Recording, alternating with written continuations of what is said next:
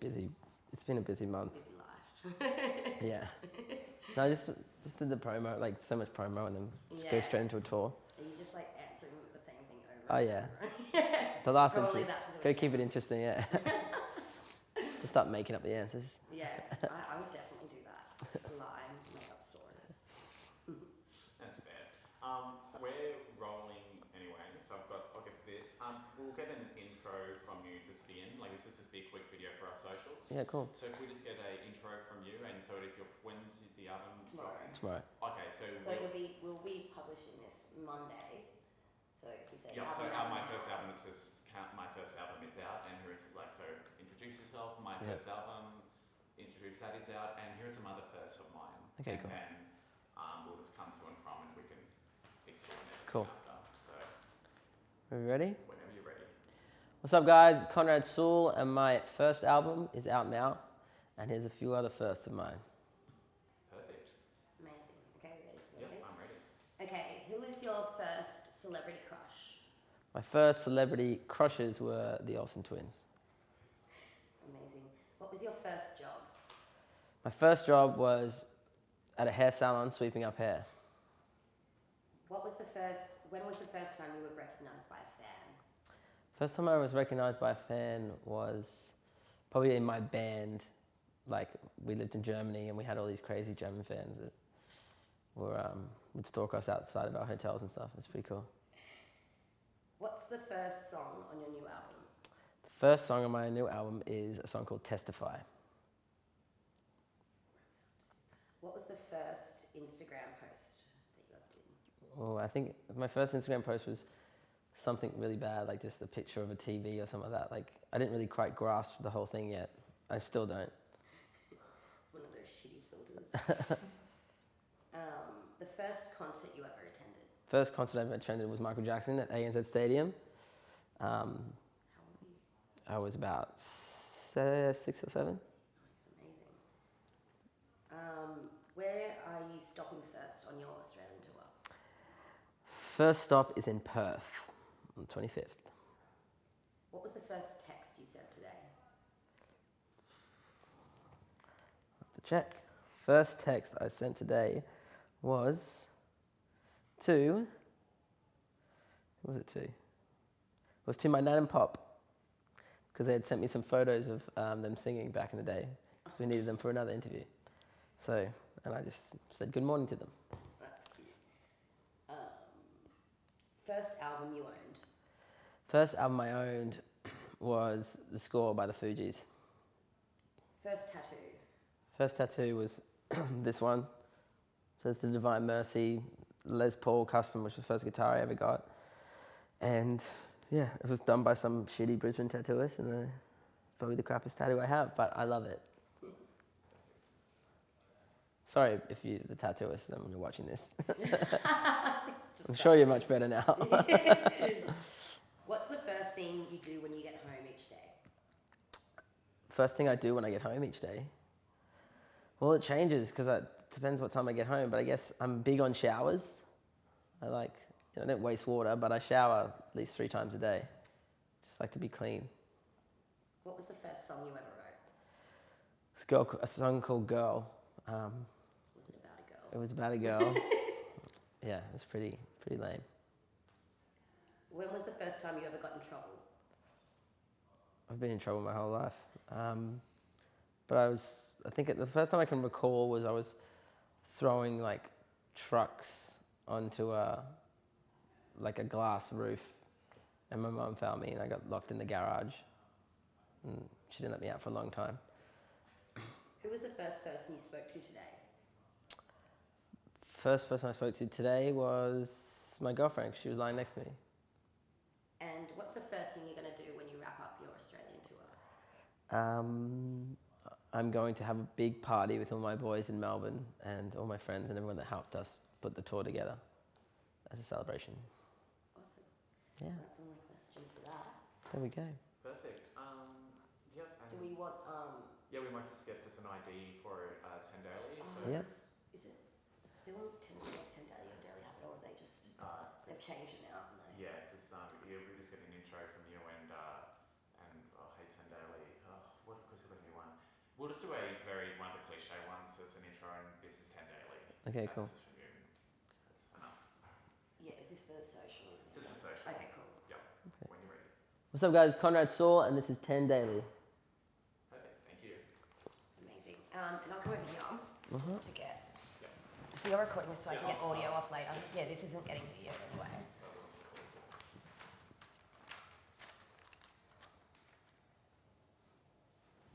Going? Okay. So, album dropping tomorrow. Can you tell us a bit about it? Well, it's got a mixture of stories over the last 5 years of just like, pretty much I started writing this album 5 years ago when I wrote Firestone and Start Again, maybe when I sat with you, probably. That was when. And I was under the impression I was putting an album out 2 months after we probably sat down 4 years ago. So between them and now, a lot of shit's happened. And I wrote a lot of songs, and I just went on a big journey of like self-discovery, and you know, I found out a lot about myself, and I wrote about it, and I put it into 15 very pretty pop songs for the world to listen to. And with your tour starting soon, what can fans expect? They can expect just like big vocal moments. I think, you know, it's a pretty stripped back album when you listen to it. It's a lot of ballads on the album, and it's more about the storytelling and the vocal performance. So when it came from time to put together the show, it wasn't so much about putting together this big, like, you know, show with a bunch of fireworks. It's about creating like intimate moments with the fans where they're seeing me sing these songs in a very vulnerable way. And for some of the songs, I've never sung them before, so like live. So it's going to be something special, I think. And I'm sure you're already sick of this question, but you've been open about your struggles with drugs and alcohol. So what would you say was the breaking point for you with that? It was a few things, like, I guess a few benders obviously led to depression and like sort of like feeling like I'd really screwed up my opportunity of, you know, making music for the rest of my life, just because I'd burnt a few relationships, and I had a bit of a reputation, to be honest. And yeah, I kind of felt like maybe I'd lost my opportunity. So that mixed with my mum and my sister and my, you know, all the females that were in my life, really, you know, because the guys will always be like, yeah, man, you're good, you don't have a problem or whatever, you know. But the girls sort of see it first, I think, that, wow, he changes a lot when he's like that. And I don't really like that person. And I think my mum pointed it out, and my sister pointed it out, and my girlfriend at the time pointed it out. And yeah, I just didn't, I guess it was just it was all of it put together, and just realizing and thinking I don't want to be that guy that, you know, had one song that was successful and then fell off and was just 50 years of age drinking at a pub saying, I used to be a singer, do you know what I mean? Like, and that could easily have been the case. So I realized that. So what do you do to sort of, I guess, stop yourself slipping into that self-destructive mode? I mean, it's still like a thing that I have to remind myself of all the time, and I keep, you know, people. I think it's the people around you that you keep, and like I said, it's really hard. So I don't think there's a magic fix for it. I think it's just being honest, letting the people know around you that, you know, to not put you in those situations. Yeah, just try to be true, try to be real with yourself. And with your songwriting, you're quite raw and open when it comes to that. Is it a strange feeling to kind of put that out into the world in such a public way? Yeah, I didn't think it was going to, but I guess in the pop world which I live in, it's not like too many people talk about that stuff. Like, it's okay for like a singer in a rock band, like back in the day, to do heaps of drugs and drink, and it's kind of normal. It's still expected. But like, if I don't know, if Taylor Swift came out and was like, yeah, you know, I've just been blowing lines behind the corner, like, everyone would be like so shocked, and it'd obviously be a massive thing that she'd have to talk about. And I'm technically in that space of a pop star like she is. Obviously not to the extent of Taylor Swift, but, you know, we're on the same radio stations and we're on the same thingy. So it's like, for me, I guess it was, people were like, oh shit, he's talking about that. So yeah, I guess I wasn't ready for it. And are you still living in LA? Yes, yeah. So how? Although I'm here a lot. Right. How different do you find it being like living over there based to compared to when you were living here?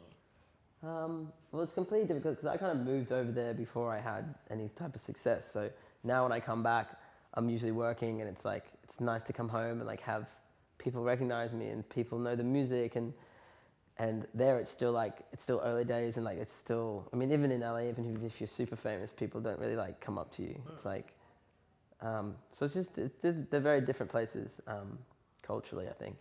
Definitely. And what would you say has been your career highlight so far? Definitely, I mean, playing at Coachella last year was my 30th birthday. All my friends had flown over, and like I was really happy with the performance. We closed down the main stage on the Friday night, so it was awesome. That's probably.